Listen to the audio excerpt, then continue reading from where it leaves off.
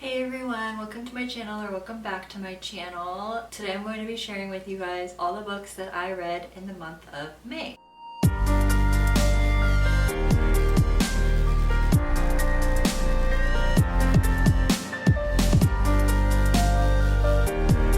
Let me pull up my stats really quick. So in the month of May, I read 9 books for a total of 3,309 pages read, which equals to about 107 pages read per day. They were all female authors with 1 duplicate. I had very bad ratings this month. I had only 1 5-star, 1 4.5 star, 1 4-star, 1 3.5 star, 3 3-stars, and 2 2-star reads. So to say the least, this was not a good reading month for me. So I'm hoping and praying that June is much better. I didn't even start reading in the month of May until the 12th or the 11th, and then I finished my first book on the 12th because I was just way too sick to read. So I wonder if I wasn't sick, how many books I would actually be able to read in May. Anyways, let's just go ahead and get started. So the first book I read was Without Merit by Colleen Hoover. This book was definitely weird. If I didn't enjoy this book as much as I did like the storyline and the characters' personalities, I would not have given this book 5 stars. First of all, the names are weird. The twins are Honor and Merit, which that in itself is weird. Moby, which Moby's not weird, but it's different. But because of that and some of the issues that happened during this book, I thought it was really weird, but I couldn't put it down, so I gave it 5 stars because of that. Next, I read An Honest Lie by Tarryn Fisher. This was my first Tarryn Fisher book, and to say the least, I did not enjoy this book at all. It was so incredibly boring. I gave it 2 stars. I don't even remember what happened in this book. Like, it's not sticking with me.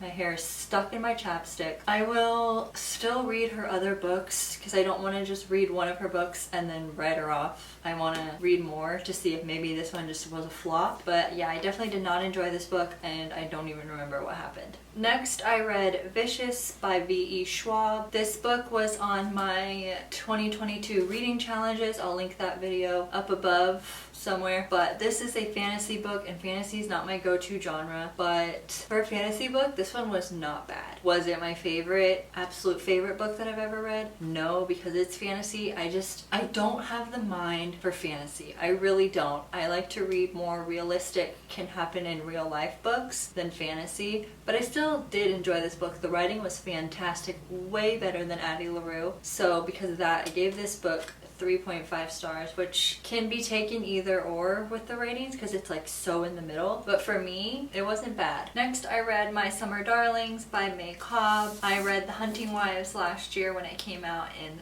loved it.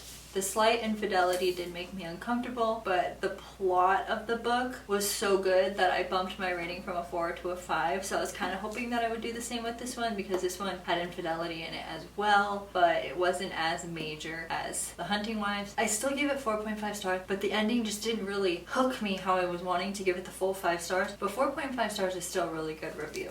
But basically, this book follows a bunch of women that live in the neighborhood that are friends, and a new man moves into the neighborhood, and he moves into like this like big huge like mansion, and he's like dating all of them behind their backs, and there's just a lot of drama in this story, and I was living for it. Gave this 4.5 stars. Next, I read The Hawthorne Legacy by Jennifer Lynn Barnes. I was just finishing up this series because the 3rd and final book comes out in August, and The Inheritance Games was okay. Not enough for me to just write off the series and not finish it. Plus, I already bought the 2nd one, so I was like, I might as well finish it out. They were also on my 2022 reading challenges, so I figured I would just finish out the series, but they're not for me. I think the genre is, I know it's YA, but I don't think it's fantasy. There's nothing fantasy about this, but it's not for me. I didn't care for it. Found the audiobook to help me. Sorry, my cat bumped the camera. Okay, I did find the audiobook to help me get through this because I just couldn't do it anymore, and there'd be times where I'd just be scrolling on my phone because I wanted to get this book over with, but I didn't DNF it because I don't know. I'm still struggling tremendously with DNFing books. I've only DNF'd one book this year so far, and there's been so many books that I've wanted to DNF and I just can't do it, so I'm still working on DNFing. This one definitely could have been part of that, but I mean, it is what it is. I don't know if I mentioned, but I gave the Hawthorne Legacy 3 stars. Next, I actually started this one the beginning of May and couldn't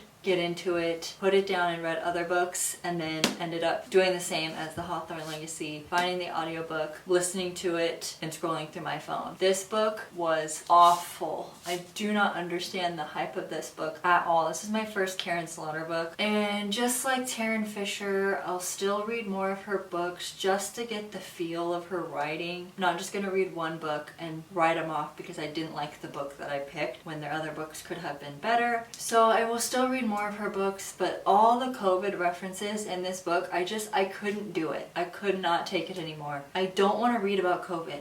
I do not care about COVID. We lived through it. We survived for the most part. Let's move past that and not include it in all the freaking new releases these days. I can't stand it. Every single sentence had something to do with a mask or COVID or social distancing or pandemic, and I couldn't take it anymore. So this book was 2 stars, and I don't feel bad about it. I do not get the hype with this book. The writing was good. The plot would have been really good if it didn't include the COVID references. So 2 stars. Next, I read Breathless by Amy McCulloch. This book I picked for my book of the month for May. I hadn't heard anything about it, but the premise sounded good, so I picked it. And in high school we had to read like some Everest book. I think it was just called Everest. I read it senior year for English class, and I actually really enjoyed it, so I thought I would enjoy this book. No, this book had so much potential and it just flopped. It was boring, honestly. I gave it 3 stars. I didn't enjoy it how I was hoping. It just was not good, but it's basically the same premise as Everest. Like, they're climbing a mountain, but when they're climbing the mountain, people just keep getting killed off one by one, and it's not because of like the cold with the snow on the mountain or the oxygen levels. It's not anything like that. Like, they know people are being murdered, but they don't know who's doing it. So that's pretty much what we spend the book figuring out, but I just felt like it was a really slow burn, and I do not like slow burn, so I gave it 3 stars. Next, I read Vengeful by V.E. Schwab. This is the second and final book in the Villains duology. So I read Vicious, gave it a break, read other books, and then I picked this up. This wasn't on my TBR for May. I didn't plan on reading it, but after, honestly, like for a fantasy book, enjoying Vicious, I wanted to read this one. This one was definitely not as good as the first one, in my opinion. They both still have very good reviews on Goodreads, but I feel like maybe if fantasy was my genre, I definitely would have enjoyed both of them more. But like I said, this one was not as good as the first one. I gave this one 3 stars and Vicious 3.5 stars, so I mean, it wasn't like a huge difference to me, but I did enjoy the premise and like the concept of the EOs in Vicious and Vengeful. I thought like that whole thing was like a really good idea, and I liked how it all played out, but fantasy's just not for me. I keep trying it and hoping that I'll find one. Like, all of a sudden I got like this massive urge to read Harry Potter. I have no idea why, but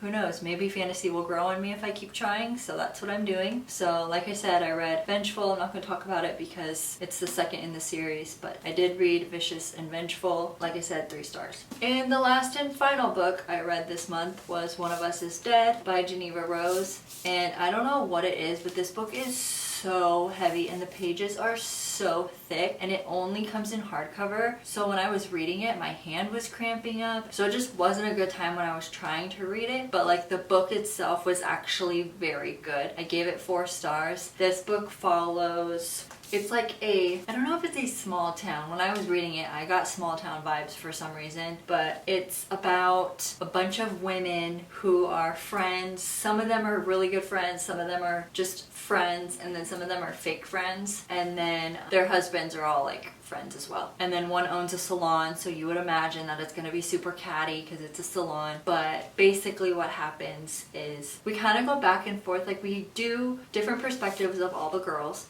and then we go back and forth between one of the girls with present and past, and we start with present, and then we kind of get an idea that something happened, and then we go back in time and we kind of go through the story through there, and then we'll take a break and go back to present and keep doing that until the end of the book, when both past and present are the same, but basically one of the husbands divorced one of the girls, and trying to figure out how to explain this without making it really hard to follow because there's a lot of different characters. But anyways, one of the girls divorces her husband, and then he remarries, and his new wife joins the group that his ex-wife and her friends are in. And then we go through different events on who's fake friends, who's really good friends, and all that. And then one of them dies, obviously. And then we kind of spend the story figuring out who dies, how they died, yada yada yada. It's a good book. I definitely recommend reading it. I gave this one 4 stars. So those are all the books I read in the month of May. I apologize. I'm literally exhausted, so I felt like my energy in this video was more like toned down than what it normally is in my other videos. So I apologize about that.